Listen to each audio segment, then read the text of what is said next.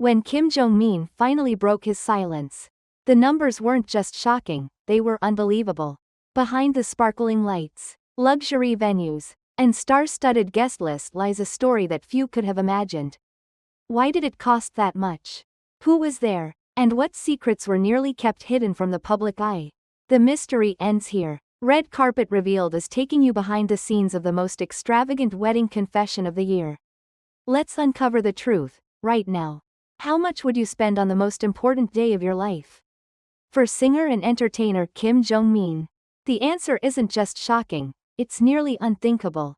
After weeks of speculation and blurry photos leaked from Jeju Island, Kim Jong-min has officially confirmed what many suspected but few could believe. His wedding, attended by 600 guests, cost a staggering 1.5 billion Korean won. That's approximately $21 million USD.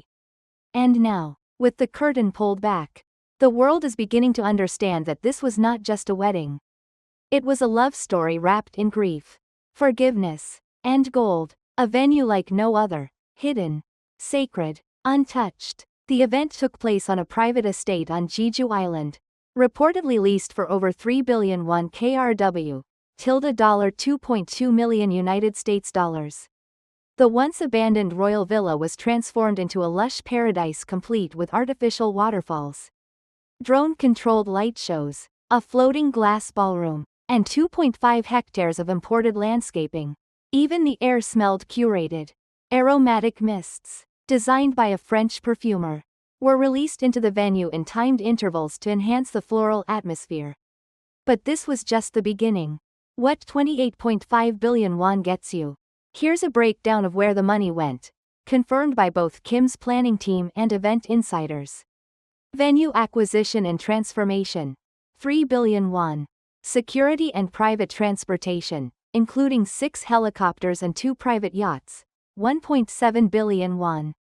Imported flowers and foliage, flown from Italy, Morocco, and Thailand, 2.4 billion won.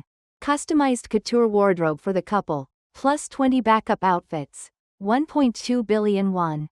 Luxury accommodations for VIP guests, 5-star resort booking. Full buyout, 4.3 billion won. Entertainment and live performances, including Vienna Symphony Orchestra, 3.8 billion won. Catering, Michelin-starred chefs. 9-course fusion menu with wine pairing, 2.1 billion won.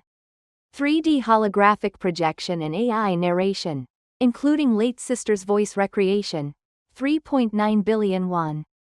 Lighting, fireworks, drone shows, and synchronized water fountains, 2.1 billion won. Legacy room, memory exhibition and floating floral stage, 3 billion won. Total, 28.5 billion won KRW, $21 million USD. The empty chair that silenced the crowd. One of the most talked about moments wasn't the scale of luxury, it was a simple white chair, placed next to the groom at the altar, draped in soft roses and lit by a single spotlight. It remained untouched throughout the ceremony. Midway through his vows, Kim paused. With visible emotion, he addressed the seat. "This was her dream as much as mine. I kept the promise." Guests later confirmed that the chair represented his late sister, who had passed away suddenly in 2023. In his speech, Kim explained how she used to imagine his wedding would be the grandest day of the decade, and he promised to make it so, even if she couldn't be there. This one chair, in a sea of 600, became the emotional anchor of the night, a surprise reunion, and a public apology. As if the event hadn't already defied every expectation, Kim dropped another bombshell. He invited Choi Yun-woo, a celebrity peer with whom he'd had a bitter public fallout in 2015. The feud had lasted nearly a decade, but on that night, Kim raised a glass and said, "Yun-woo, for too long. We let silence do the talking. Let's rewrite this story." They embraced, teary-eyed, while the audience rose in applause. It was a moment of public healing, one that no tabloid could have predicted. As the celebration reached its finale, the lights dimmed. Then, an ethereal voice echoed across the sky, his sister's voice, recreated using AI technology and voice cloning software. projected via a 3D hologram above the lake. She thanked the guests, wished her brother a beautiful life, and told him, "This is everything we dreamed of. I'm still with you." Even the event planners, hardened professionals who had coordinated royal galas and presidential banquets, admitted they were moved to tears. One whispered, "In 20 years of doing this, I've never seen anything like it. It was beyond a wedding.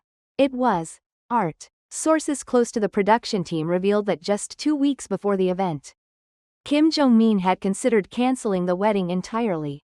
The reason? A sealed letter written by his late sister, delivered to him posthumously just days before the ceremony, shook him to his core. "If you're reading this, it means I couldn't walk with you to the altar. But I need you to promise me one thing. Don't let my absence be the loudest voice on your happiest day." According to a close confidant, Kim was devastated. He disappeared for 48 hours. No phone, no contact. Everyone was panicking. When he returned, his eyes were swollen, but he had made a decision. The show would go on, not as a party, but as a tribute, a night of miracles and missteps. The floating stage, one of the most iconic features of the night, malfunctioned during the final rehearsal, almost throwing Kim into the lake below. A stage engineer later confirmed that the mechanism had failed due to unexpected wind speed. "We had to rebuild the suspension in under 18 hours. One wrong step, and he would have fallen. It wasn't just expensive, it was dangerous." Another moment of chaos? A scheduled musical act from Europe missed their flight due to a visa delay. And Kim personally called a local orchestra at 3 a.m., asking them to fly to Jeju and learn the setlist overnight. He apologized to each musician in person. One violinist revealed, "He bowed to us. I'll never forget that." The guest who wasn't invited. While 600 names glittered on the invitation list, there was one name deliberately missing, Kim's former manager, who had worked with him for 12 years before a mysterious falling out in 2022. Industry insiders speculate this was the only act of omission in an otherwise all-inclusive event. "There's history there," one guest noted, "but no one dares mention his name around Kim, not even on a day like this." Was this a conscious statement? A quiet protest within a celebration? Only Kim knows for sure. A hidden message in the decorations. Perhaps the most poignant secret of all lay in the flowers. Guests were in awe at the sea of white peonies, but only a few understood their meaning. White peonies were his sister's favorite flower, and the same arrangement was used at her funeral. And then, during the couple's first dance, the music shifted to a familiar, haunting melody, an unreleased piano piece Kim's sister had composed in high school. The crowd fell into hushed tears as holographic butterflies fluttered across the venue in synchronized light. That was the moment we all realized, this wasn't just for love. It was for loss, too, said a friend of the bride. What comes next? Despite spending nearly 30 billion won and staging an event that some are calling the wedding of the decade, Jong-min has remained silent since the ceremony ended. He has returned to his private residence and cancelled all scheduled media appearances for the next month. Some say he's resting. Others believe he's still processing the emotions that came crashing down after the lights went out. One thing is clear. Jong-min didn't just host a wedding, he built a monument of memory. And while the headlines may fade, the legacy of that night, its grief, grandeur, and raw human truth, will echo for years.